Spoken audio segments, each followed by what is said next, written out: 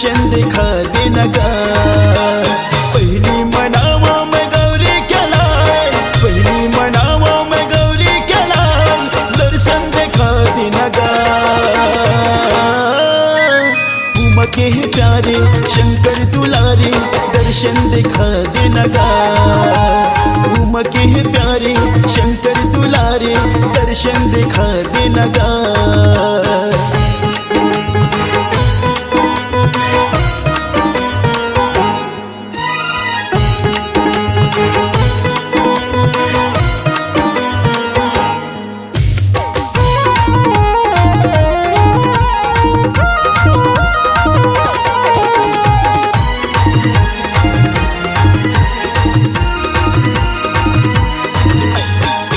तुर पार्वती है, पिता है महादेवा, रिद्धि सिद्धि चंवर डोलावे, संत करे निज सेवा।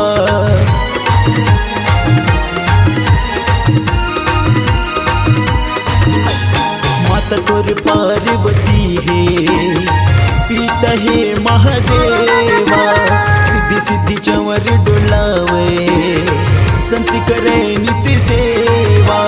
पहिली मनावा मैं गौरी केला, पहिली मनावा मैं गौरी केला, दर्शन दिखा देना गा। उमके है प्यारे शंकर दुलारे, दर्शन दिखा देना गा। उमके है प्यारे शंकर दुलारे, दर्शन दिखा देना गा।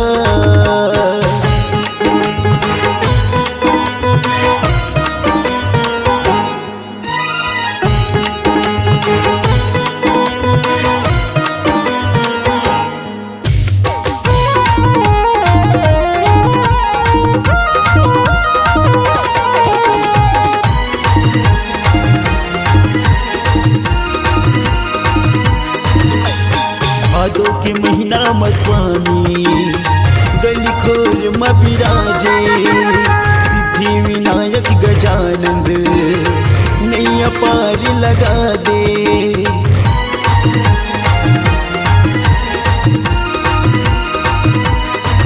ओ भादो के महीना में स्वामी गली खोर में विराजे, विघ्न विनायक गजानंद नैया पार लगा दे।